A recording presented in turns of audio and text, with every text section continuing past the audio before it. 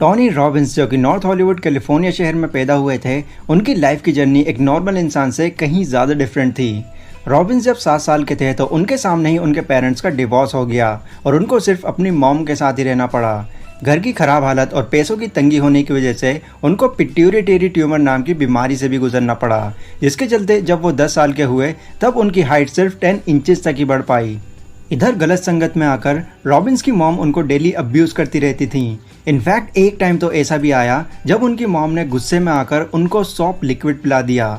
अब कई सालों तक उनके ये हालात कंटिन्यू चलने लगे, लेकिन रॉबिन्स जब 17 साल के हुए तब उन्होंने घर से भाग जाने का फैसला कर लिया और अगली ही सुबह वो घर छोड़कर भाग गए। रॉबिन्स ने कभी भी कॉलेज अटेंड नहीं किया था, जिसके चलते उनको एक चौकीदार की जॉब करनी पड़ी। फिर एक दिन जब वो अपने मकान मालिक के साथ बातें कर रहे थे तो उस वक्त रॉबिन्स ने उनसे पूछा कि मैं इस लाइफ से बहुत तंग आ गया हूँ, मैं ऐसा क्या करूँ जिससे मैं अमीर बन सकूँ। तो इसके जवाब में मकान मालिक ने बोला, मैंने एक बार जिम रॉन का एक सेमिनार अटेंड किया था जिस वजह से मुझे अमीर बनने की पूरी नॉलेज मिली हुई है।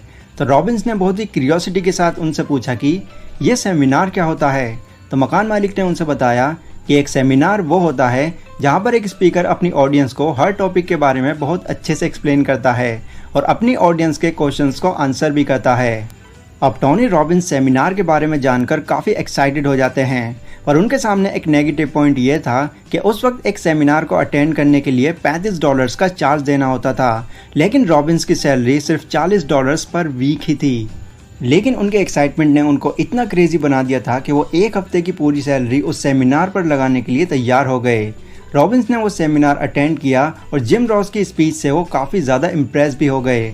सेमिनार खत्म हो जाने के बाद रॉबिन्स हिम्मत करते हुए जिम रॉन के पास गए और उनसे उन्होंने ये कहा कि मैं आपके अंडर काम करना चाहता हूँ, प्लीज़ मुझे मना मत कीजिएगा। जिसके जवाब में जिम रॉन ने हाँ कर दी।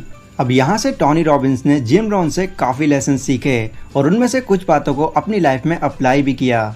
उन्होंने बिहेवियरल साइकोलॉजी पर मेन फोकस किया, जिनको उन्होंने अपनी अप्रोच भी बनाई और साथ ही साथ उन्होंने बहुत सारी थ्योरीज भी इन्वेंट की। इसके बाद उन्होंने खुद के सेमिनार्स करना शुरू कर दिए और अपनी अप्रोच को और इम्प्रूव किया। अब 26 साल की एज हो जाने के बाद रॉबिन्स की नेटवर्थ मिलियंस ऑफ डॉलर्स बन चुकी थी और उसी वक्त उनको एक बेस्ट सेलिंग ऑथर का टाइटल भी मिला।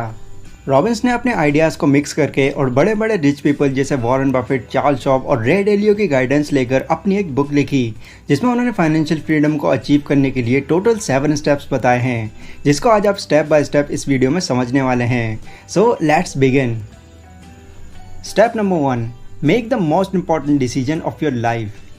हम में से ज़्यादातर लोगों की सबसे बड़ी प्रॉब्लम यही होती है कि हम हमेशा ही इन्वेस्टमेंट के बारे में सिर्फ सोचते रह जाते हैं, लेकिन कभी भी इसको स्टार्ट नहीं कर पाते।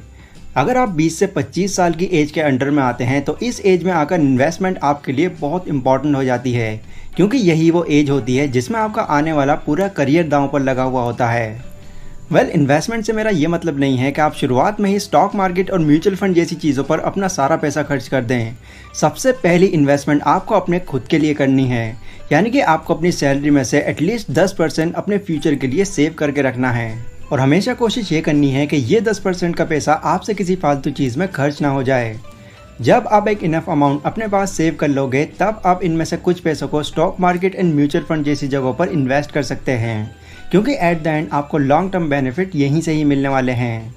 बिल गेट्स का एक बहुत ही फेमस कोट है जिसमें वो ये कहते हैं कि save like a pessimist and invest like an optimist, यानी कि अपना पैसा सेव करते वक्त हर तरह का नेगेटिव थॉट अपने माइंड में रखना कि आपके साथ कभी भी बहुत बुरे दिन भी आ सकते हैं और उस बुरे दिन में आपका यही पैसा आपकी हेल्प करेगा। और जब एक अच्छा खासा अमाउंट आपके पास सेव हो जाए तो उसे इन्वेस्ट करते वक्त आपको अपने माइंड में सारे पॉजिटिव थॉट्स रखने हैं कि आज आपका ये इन्वेस्ट किया हुआ पैसा फ्यूचर में आपको कितनी अच्छी रिटर्न्स दे सकता है।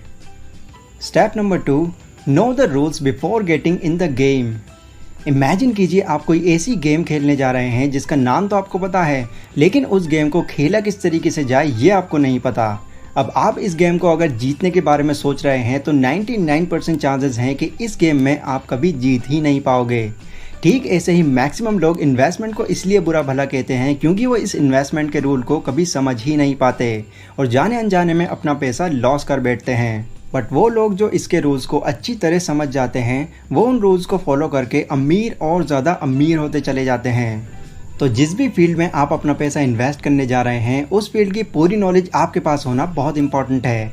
उसके बाद आपको ये इन्वेस्टमेंट नहीं, एक गेम लगने लगेगी। Step number 3, know what's the price of your dreams. एक बार टोनी रॉबिन्स अपने सेमिनार में लोगों से ये पूछते हैं कि आपको एक खुशहाल और सुकून भरी लाइफ जीने के लिए आखिर कितने पैसे चाहिए। तो वहाँ पर एक 20 साल का लड़का हाथ उठाता है और ये कहता है, सर $1 बिलियन। उसका जवाब सुनते ही बाकी सभी लोग हैरान हो जाते हैं, क्योंकि ऑब्वियसली $1 बिलियन काफ़ी बड़ा अमाउंट होता है। फिर टोनी रॉबिन्स उस लड़के से पूछते हैं कि तुम इतने सारे अमाउंट का आखिर करोगे क्या। तो इस पर वो लड़का कहता है कि मैं एक ब्रांड न्यू प्राइवेट जेट खरीदूंगा और न्यूयॉर्क शहर में अपना एक खुद का घर भी लूँगा। तो इस पर टोनी उस लड़के को ये रियलाइज़ कराते हैं कि जितना अमाउंट तुम बोल रहे हो वो अमाउंट तुम्हारे इस ड्रीम से कहीं ज़्यादा बड़ा है। इतना बड़ा गोल अगर तुम शुरुआत में ही सेट कर लोगे तो तुम खुद पर इतना ज़्यादा प्रेशर डाल लोगे कि इसको पूरा ना होते हुए देखकर तुम फ़ौरन गिव अप कर दोगे। इससे कहीं ज़्यादा बेहतर यही होगा कि तुम शुरुआत में एक छोटा गोल सेट करो, यानी कि एक साल में $50,000 से $60,000 तक का। और जब ये गोल तुम अचीव कर लो, उसके बाद तुम अपने गोल को और बढ़ा सकते हो। तो इस पॉइंट से टोनी रॉबिन्स ने हमको ये समझाने की कोशिश की है कि फाइनेंशियली फ्री बनने के लिए शुरुआत में ही करोड़ों के सपने ना देख करके एक छोटा गोल सेट करें कि एक साल के अंदर आपको इतना अमाउंट तो अर्न करना ही करना है। उसके बाद जब ये गोल पूरा हो जाए, फिर आप अपने गोल को और बढ़ा सकते हैं। Step number 4, make the most important investment decision of your life. अब जब आपने एक इनफ अमाउंट अपने पास सेव कर लिया है, तो अब बारी आती है इस पैसे को एक ऐसी जगह पर इन्वेस्ट करने की जहां आपके पैसे को ज़्यादा रिस्क ना हो। और रिस्क से बचने का एक सबसे सिंपल तरीका यही है कि आप अपने सारे पैसे को किसी एक जगह पर ही ना लगा करके अपना थोड़ा थोड़ा पैसा अलग अलग जगहों पर इन्वेस्ट करें, जिससे आपका एक तरफ अगर थोड़ा बहुत लॉस हो भी रहा है तो दूसरी तरफ के बेनिफिट से वो लॉस आराम से मैनेज हो जाएगा। Step number 5, create a life time income plan. अब ये तो आपको पता चली गया है कि आपको अपना सारा पैसा किसी एक ही जगह पर ना इन्वेस्ट करके अलग अलग जगहों पर उसको इन्वेस्ट करना चाहिए, पर वो अलग अलग जगह आखिर होंगी कौन सी? तो इसका एग्जैक्ट आंसर जानने के लिए टोनी रॉबिन्स ने दुनिया के सबसे ज़्यादा एक्सपीरियंस रखने वाले इन्वेस्टर्स में से एक रे डैलियो की एडवाइस ली है, जिसमें उन्होंने ये बताया है कि एक low risk high return portfolio create करने के लिए आपको अपना पैसा 30% स्टॉक्स में, 40% लॉन्ग टर्म बॉन्ड्स में, 15% शॉर्ट टर्म बॉन्ड्स में, 7.5% गोल्ड में और 7.5% ही कमोडिटीज़ में इन्वेस्ट करना चाहिए। इस ग्राफ में आपका लगभग हर एक इन्वेस्टमेंट प्लान इंक्लूड हो जाता है, जिसमें एक दो जगह से अगर आपको लॉस हो भी रहा है तो बाकी 4 जगहों के बेनिफिट से वो लॉस आराम से मैनेज हो जाएगा। Step number 6, invest like the 0.001%। मान लेते हैं आपको अपना पैसा स्टॉक्स में इन्वेस्ट करना है और उस पैसे को इन्वेस्ट करने में आपकी हेल्प करने के लिए 2 इंसान आपके सामने खड़े हैं। पहले हैं दुनिया के जाने माने इन्वेस्टर वॉरेन बफेट, जो इन्वेस्टमेंट के जरिए ही दुनिया के सबसे अमीर लोगों में से एक बन पाए हैं, और दूसरा कोई अनजान पर्सन जिसको आप जानते तक नहीं। तो अब आप ये बताइए कि किसको आप अपना पैसा इन्वेस्ट करने के लिए दोगे? ऑफ कोर्स वॉरेन बफेट, क्योंकि आपको ये यकीन है कि वो उन 0.001% लोगों में से हैं जो कि हर सिचुएशन में आपको प्रॉफिट ही ला कर देंगे।